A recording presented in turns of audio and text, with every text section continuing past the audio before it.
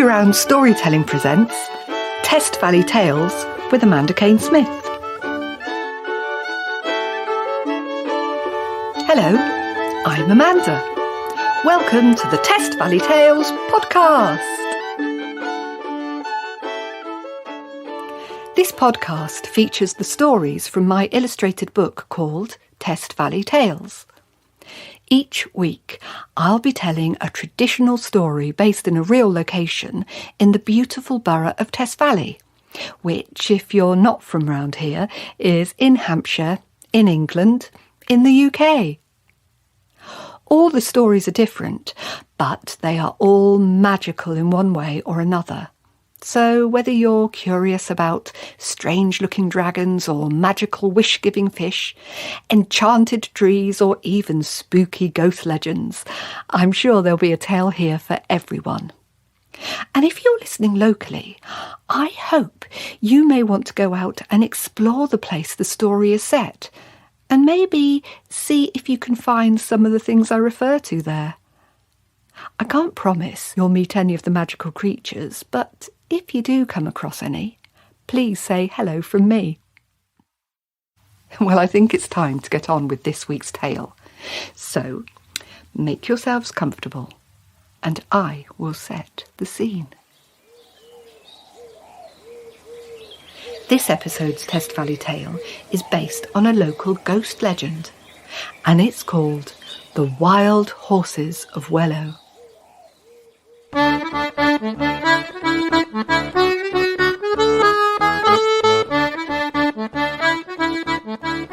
At the bottom of Test Valley, there is a slither of the New Forest, which sneaks across the boundary bordering the common land of Canada Common, West Wellow and Plateford. The landscape feels different here. Gone are the hills and streams. There is wetland and heathland, and a forest which brings with it new kinds of adventures to discover. It's great to explore the wide open space of the common and to get close to the horses and ponies who come out of the forest to enjoy the sweet tasting grass on the heathland. And if you're lucky, you may even see a red deer at dusk or dawn, venturing out when all is quiet. As long as I can remember, there have always been horses and deer in the New Forest, sharing the place happily. But that was not always the case. In fact, there was a time when two horses threatened to disturb the peace of the common forever, and their names were Sundew and Bracken.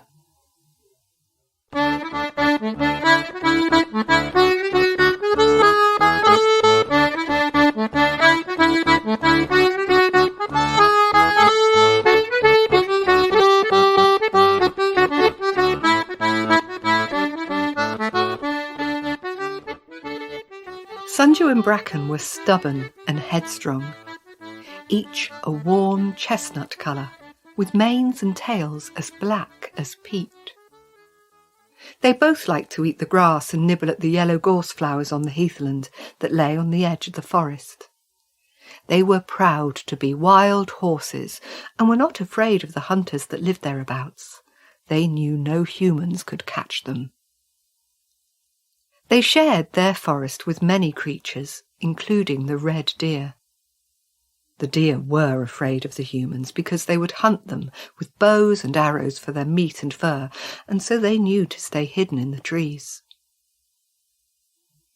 One cold winter, however, the grass was so sparse in the forest that the deer were forced to venture further and further onto the heathland at dusk to eat the long grasses and shrubs. Sundew and Bracken resented how much grass the deer were eating. Spring was still a long way away, and with the rain turning so much of the heathland into bog, they feared they would run out of food. One day they galloped up to the mighty red stag. "Stay away from our heathland," Sundew commanded, "or we will tell the hunters where to find you in the forest." The red stag looked at the horses. He knew the deer would need to share the heathland if they were all to survive the winter. He also knew that Sundew and Bracken could be impulsive and wondered on what authority they were speaking to him.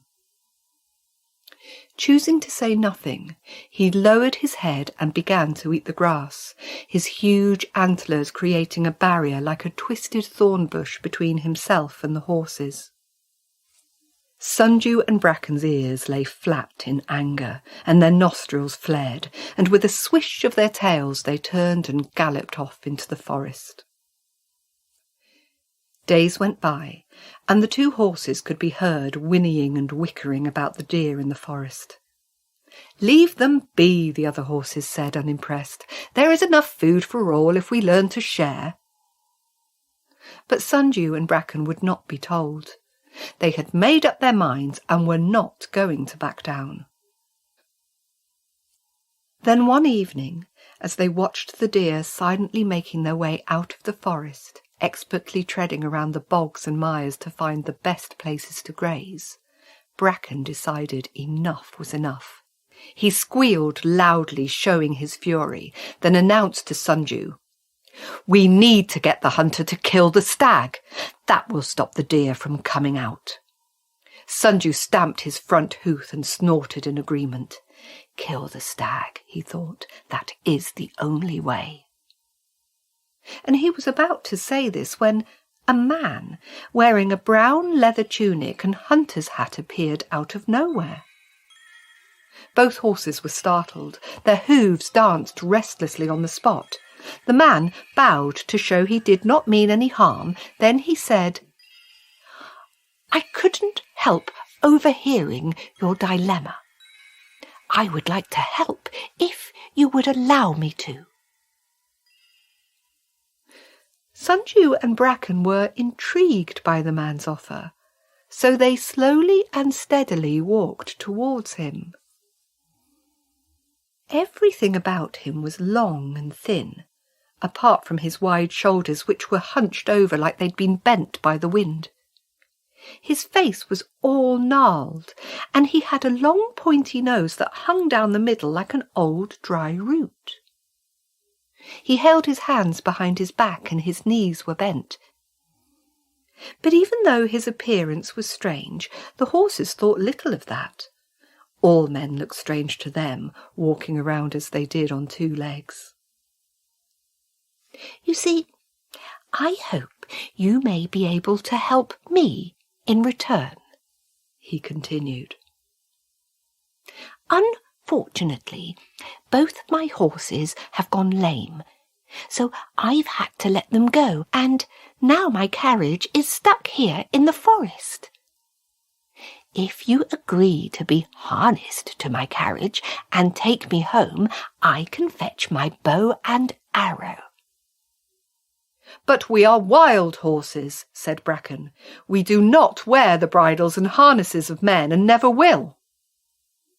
"I only ask that you take me home. The carriage is too heavy for me. Help me out, and I will help you in return." When the other horses heard the man's request, they all cried, "Don't do it! We are wild horses. We do not wear the iron bit between our teeth." But headstrong as they were, Sundew and Bracken didn't listen. They thought they knew best, and they needed the man to fetch his bow and arrow so the stag could be killed, and soon their anger outweighed their pride. "We agree to wear the bit. The stag must die," they declared, and let the man lead them to his carriage to be harnessed. It was strange to see the carriage in the forest. They hadn't noticed it before, or the horses that the man said had gone lame. But Sundew and Bracken were so intent on their argument with the deer they gave it no thought at all. First the man put the collar over their heads. The weight of the leather sat uncomfortably on their necks, making them throw their heads in the air. The harness came next. Its straps stretched over their bodies, buckled around their bellies and fixed under their tails.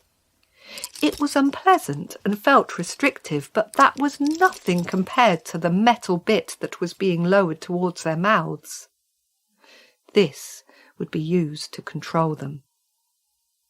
As the man put the bridle over their heads, the metal bit slipped between their teeth. It was cold, like the ice in the puddles they drank from in the winter, and it tasted metallic, like blood.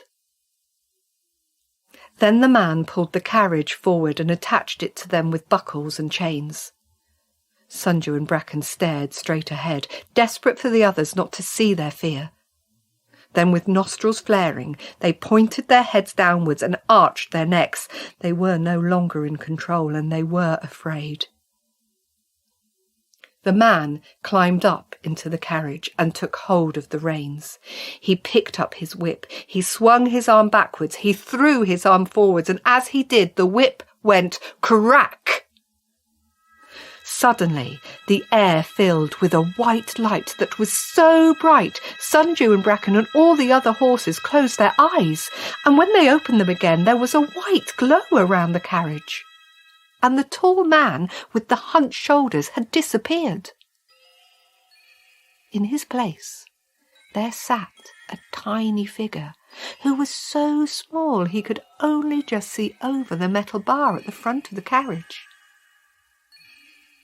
Sundew and Bracken could turn their necks enough to see that he was wearing the same brown leather tunic and hunter's hat. "It is the same man," they thought, although every part of him had shrunk, every part other than his nose, which was now hanging down below his chin like a knobbly old parsnip. "I am Folk, of the marsh and the forest and the world that lies beneath," announced the strange man, "and I am here to punish you for your behaviour. Animals should never hunt each other unless it is for food. You have threatened to break the natural order of things."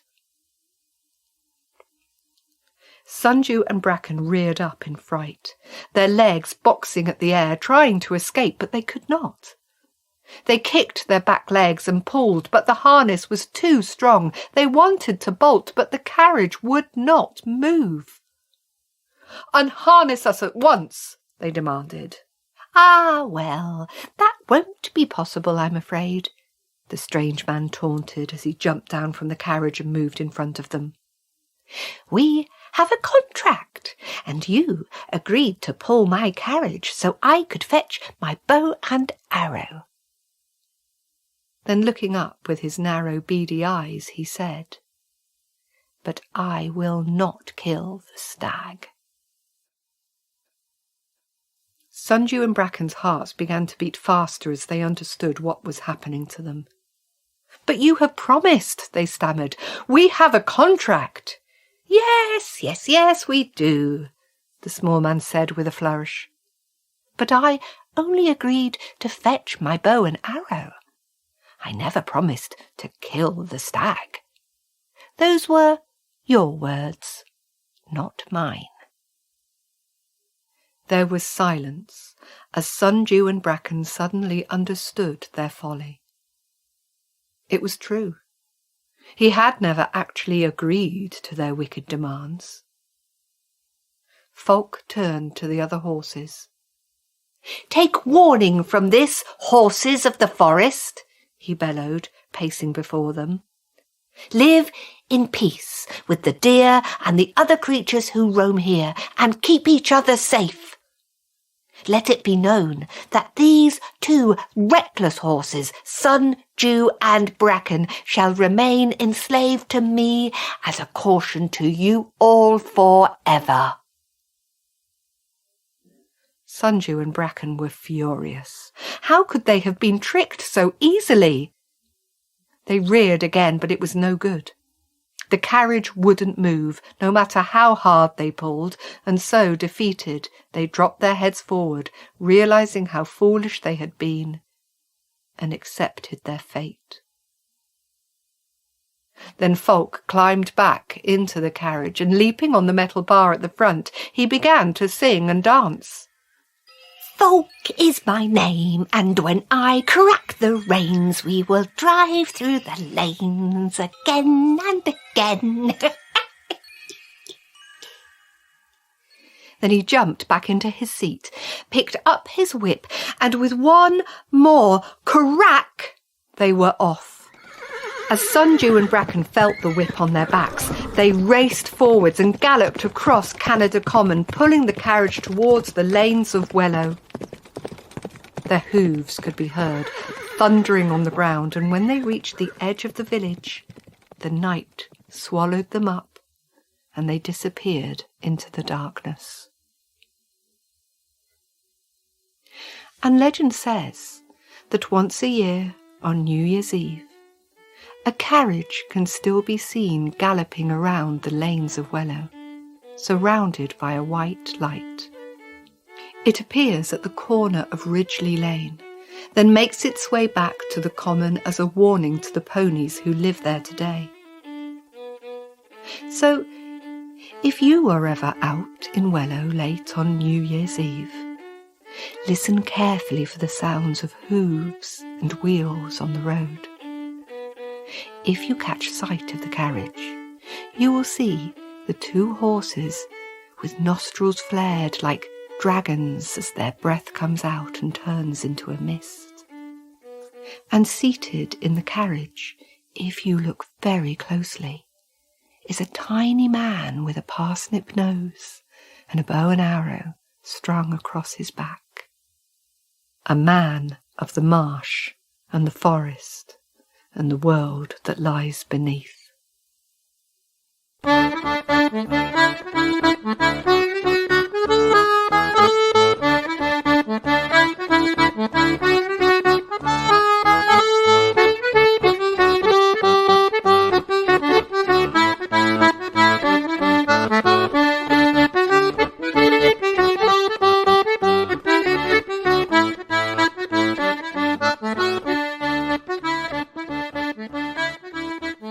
Well, I hope you enjoyed that story. It's actually a bit of a mashup of a local ghost story and the Aesop's fable, The Horse, Hunter and Stag.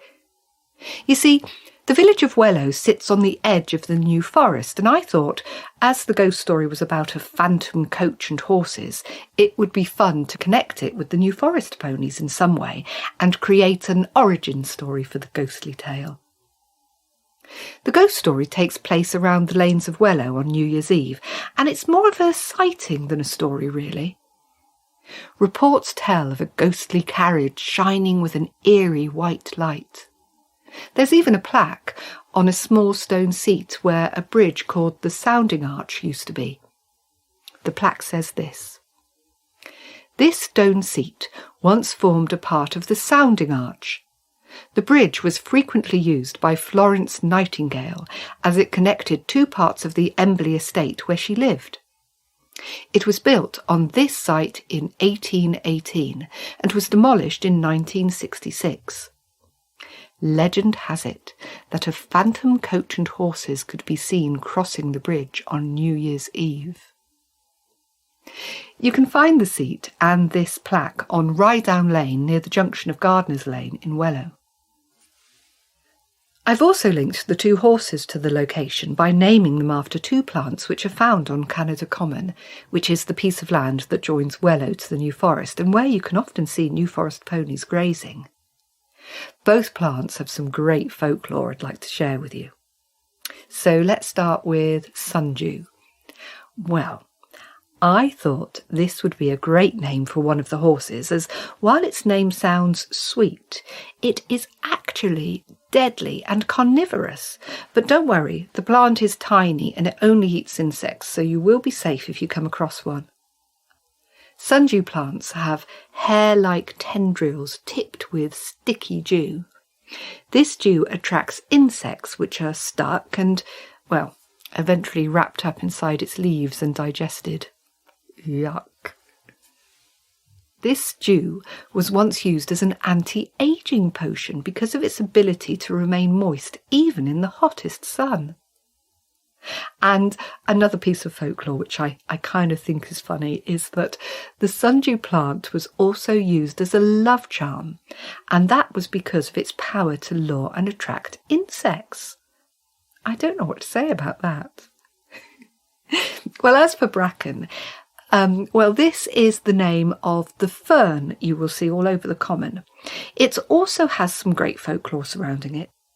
And my favourite is that if you were to hold its spores, which are tiny brown seed-like things, on the 23rd of June, which is St. John's Eve, you would become invisible. But I don't recommend trying this because bracken spores are actually very dangerous and can make you really, really ill. That's probably the real reason people would disappear when they did that. Now, just like most people, I love New Forest ponies. In fact, I love all types of horses and ponies. And so I was really excited when I met Claire Young and her two beautiful horses, Brie and Tallulah, who are adorable and much better behaved than Sundew and Bracken.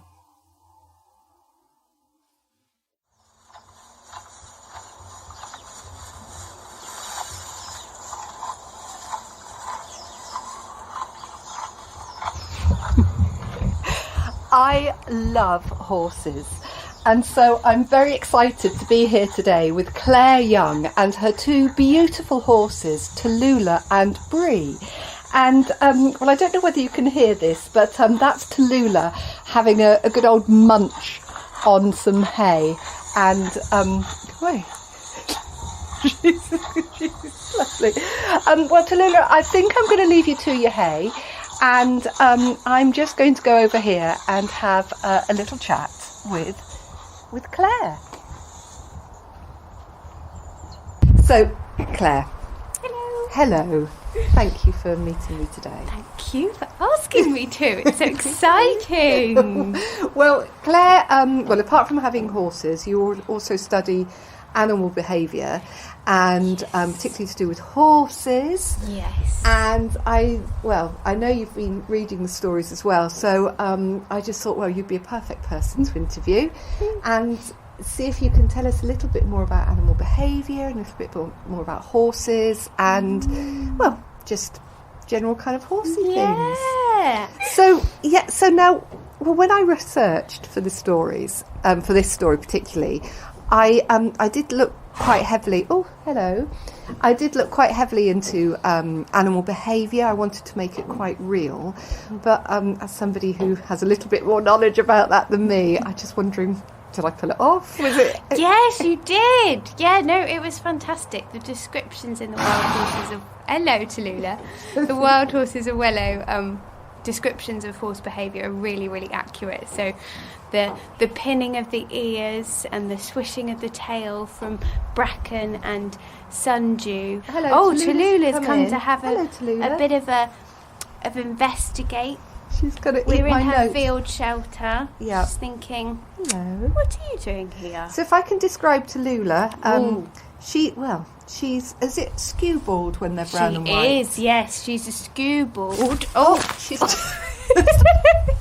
So one of Tallulah's very, she's quite an outgoing little pony, aren't you? But she is also, you do get easily frustrated, don't you? Yes. Yeah. And one of her, talking about animal behaviour, one of her sort of go-to frustration behaviours is that she will paw at the ground. And she's probably thinking, you're here in my field shelter. Yeah. So I know that often humans will give me scratches and attention. Scratches. And I quite like scratches. Oh, hang on, Tallulah, don't tread on my phone. Hang on, I'm just picking my bag up off the floor. Oh, I think we're about to get trodden on. And Tallulah and Brie are quite... I try wherever possible to manage them in a way that mimics an environment that feral horses would be in, such as the New Forest ponies. So they aren't stabled.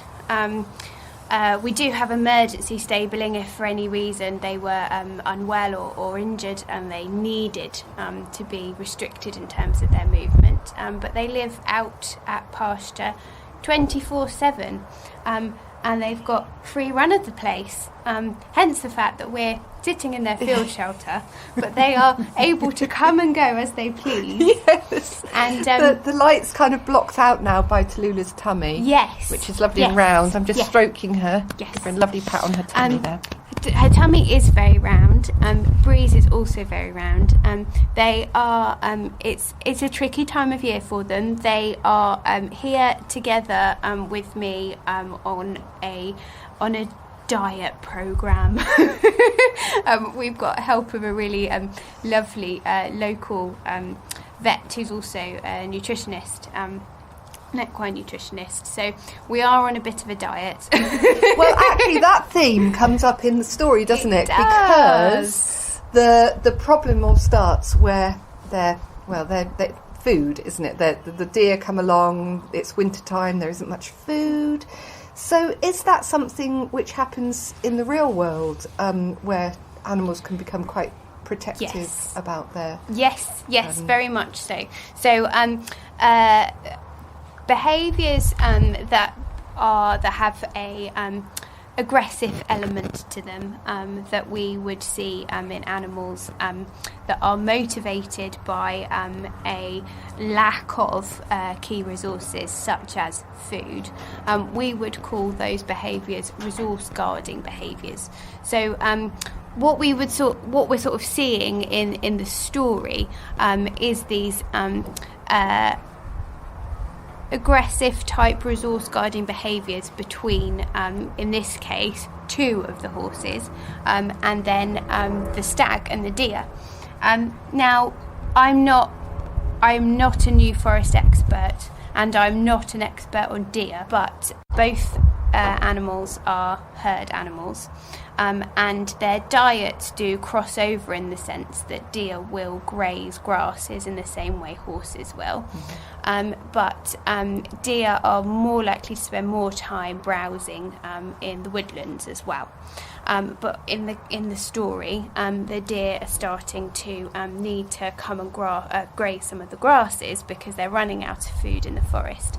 So that is a time where we may well then see groups of feral horses such as the New Forest ponies and then groups of wild animals such as the deer need to be in closer proximity to each other than they may be most comfortable with in order to access food, which is obviously one of the top priorities in terms of survival.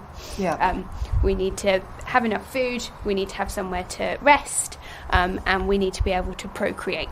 That's what evolution is driving us to do.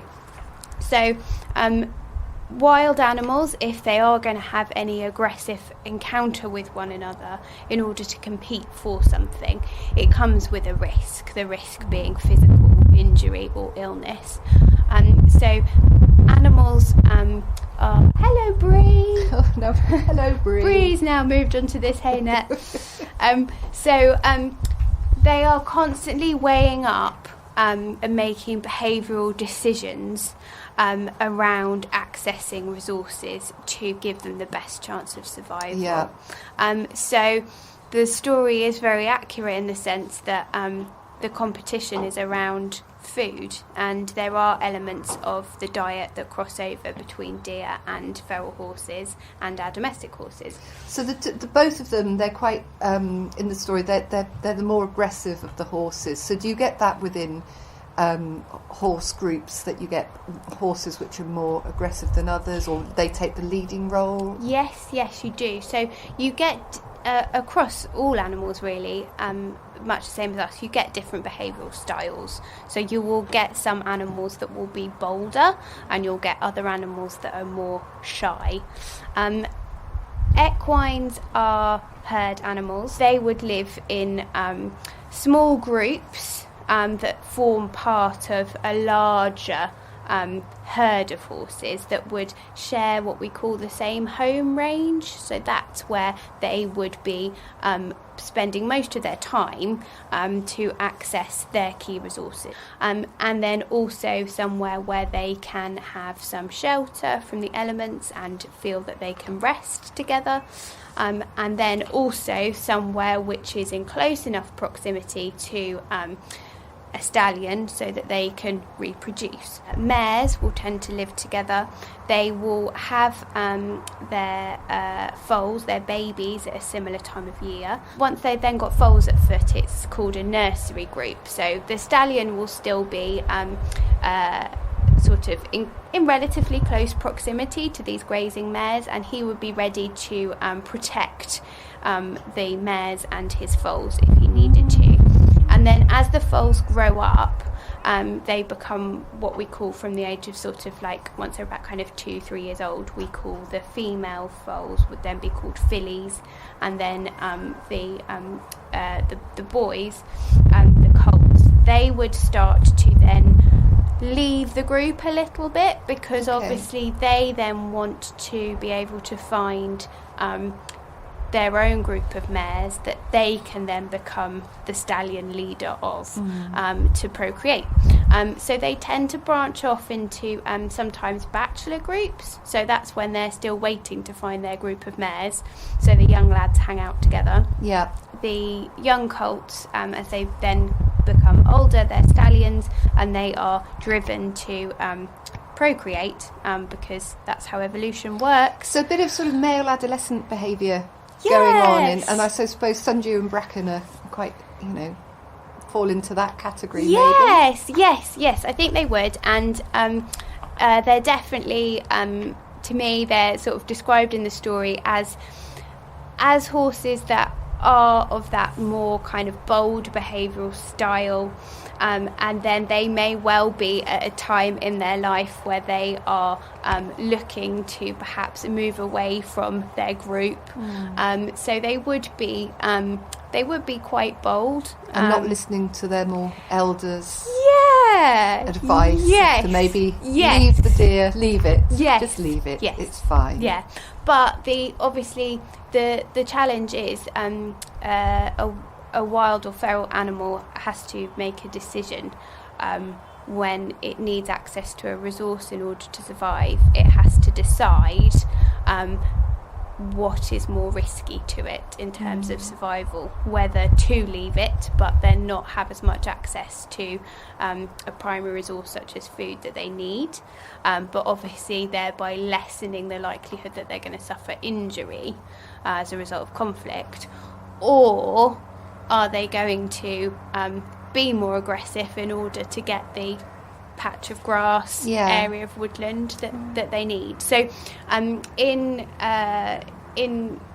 feral groups of horses, aggression between them isn't something that you would normally see. You see it at times where resources are scarce. So if we were approaching a pony or a horse, what sort of things would we need to look out for to indicate aggression or that we might need to be careful of? If we saw behaviours that really told us, actually, stop doing whatever it is you're doing, they would be exactly what is described in the story. We would look for a swish of the tail. We would look for if the ears are backwards. We would also look at is there any turning of the head that may indicate a threat to bite. Stamping of the feet can be associated with frustration. So it can also be associated with things like flies and grooming and things, so you've got to take everything kind of contextually. But yes, you know that a horse is calm and content and relaxed if there isn't tension in the face. We say that they have quite a soft eye. The ears aren't paying close attention to any one particular thing around them, and they may rest a back leg, and their head's going to be quite low, whereas if we see the ears sort of focusing all around, attending to their environment, if we see the ears going back and pinning, if we see the tension that forms in their eyes, so you can get like a kind of the eye can sort of form almost like a kind of triangle as there's like tension that forms in the eyelid, and that's a sign of stress. So are horses a bit like us, that some horses can be more afraid of things than others? So as a human, if we were to approach a a feral horse or out in the New Forest, if a horse looks quite relaxed, I suppose that's okay to approach, but we have to then be mindful that that horse might not want our company. Yes. So I think really the best thing is if you're seeing a group of horses relax, I would say observe that and be in wonder of that. I think that is absolutely fantastic, and we can be very keen to I suppose pet animals and engage with them, and I think it's really important that we remember that perhaps just because we can doesn't mean that we should. I think that's really good advice. I think actually, so. I think it's very tempting when you go there. It and is. to see them, you think, oh, I know, so lovely.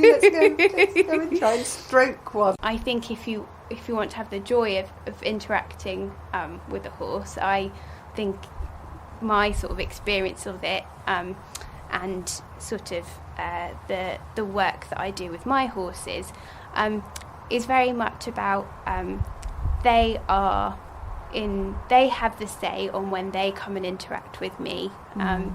So sometimes we can sort of force ourselves upon animals a little bit, and that's when actually we can miss the body language signs and also the behavioural signs in terms of what they're actually choosing to do, whether they're eating something or whether they're stomping a leg or whether their ears are moving, those sorts of things. We can miss the signs that actually your presence is making them uncomfortable. And I think it's really, really important. I think it's kind of our duty to help animals feel comfortable and safe and secure with their interactions with humans. So with my horses, I do. Both of them. They're both non-ridden horses. Well, that's something I really love about your setup here. is that you don't ride them. No. You look after them, but they're quite free to roam, aren't they? They have this shelter that we're sitting in at the moment, which they can come in. But you were saying they generally don't choose to come in the shelter. They'd prefer just to be kind of leaning against or under a tree to shelter absolutely. from wind and rain. Yes, absolutely. They're here together because they are both they're both cobs, so they're both native types, so they need quite a controlled diet. They can easily put weight on if they're out in sort of lush pastures that a lot of domestic horses are kept in. So we really try and mimic nature as much as possible. Not only is it good for it's good for them in terms of their mental well-being to be able to engage in behaviours that they would engage in if they were in a feral environment like the New Forest. Being able to do normal behaviour is a huge part of mental wellness and behavioural wellness. And are they good friends, or does one take the lead between Tallulah and Bree? They've had times where when they first were together, where actually that balance in the relationship was quite transient. It has now settled with Tallulah can move Bree away from different things that she would like to access, but it's not always a case of Tallulah being in charge, because they respond to the contextual information around them. So there'll be different resources that are more important to one horse than the other. So Tallulah is very she really enjoys human company, and she's a more bold behavioural style than never Bree. So friendly. Although friendly. I have to say, so was Bree, because Bree tried to.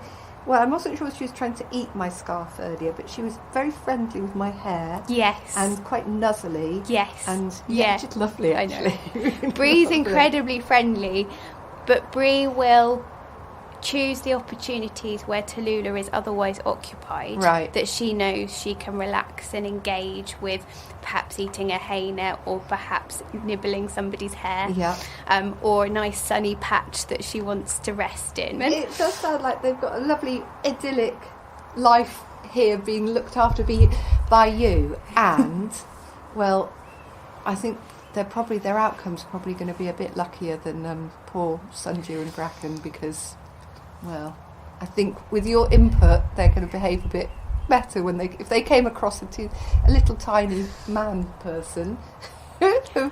I think they would probably behave a bit more politely. Well, I think and they would probably look at him and go, if you haven't got anything nice to give me, then I'm going to find someone else to help me with this dear situation. So it is quite different, and they don't. So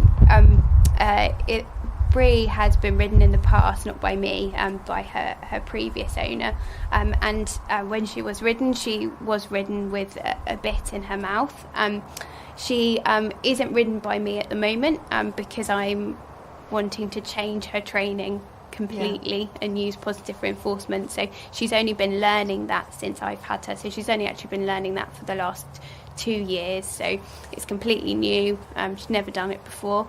So there's a lot of things to get in place before it is in her best interest and in my best interest. Horses aren't used for transport anymore, so we have so much more choice than we did in the past.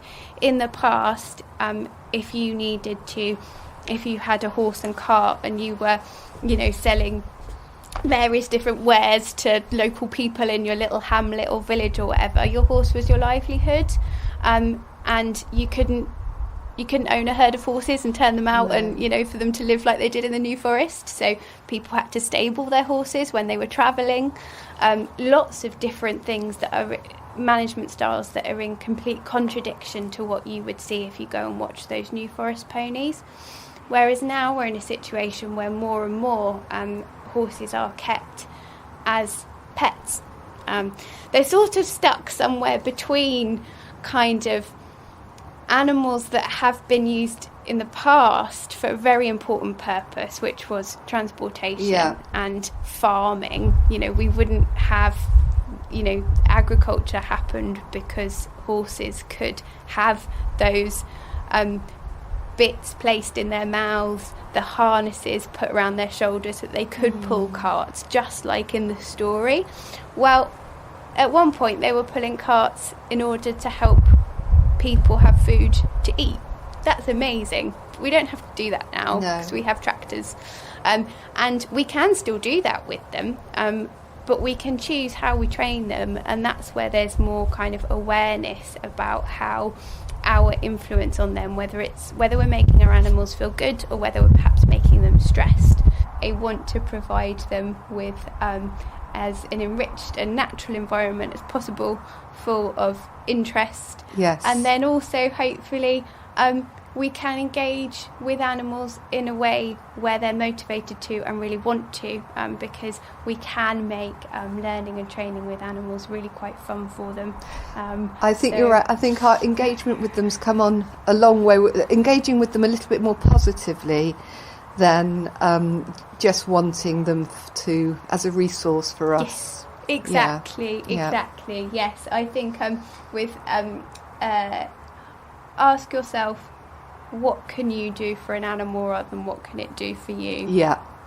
I think that's a very, and these very girls good do a lot for me just by being, they in themselves are magical in a sense, because it's just a feeling that's priceless when you get to, be with and observe in the presence of something that you really enjoy. And that's different for everyone, but for me it's definitely horses. I just find utterly fascinating. Well, I have to say I've just this morning being able to come close to them this morning and stroking them, from a mental health perspective has just been wonderful. They're just calming and they're just lovely. So absolutely. Well, on that note, shall we go out for another stroke and another cuddle? Go and see if they want to say hello. Yeah, that would be lovely. Well, Claire, thank you. It's been absolutely fascinating.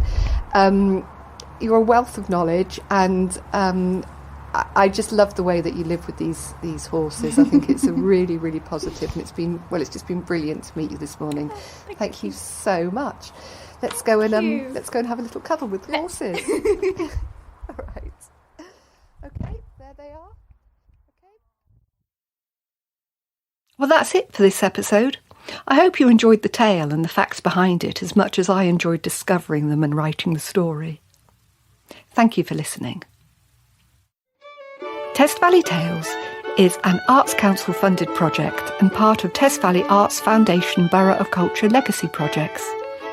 You can find all sorts of project resources on my website at www.merry-go-storytelling.co.uk/Test Valley Tales. There is a downloadable map with postcodes to find all the story locations, links to walks and craft activities. You can also buy the Test Valley Tales illustrated book of short stories there.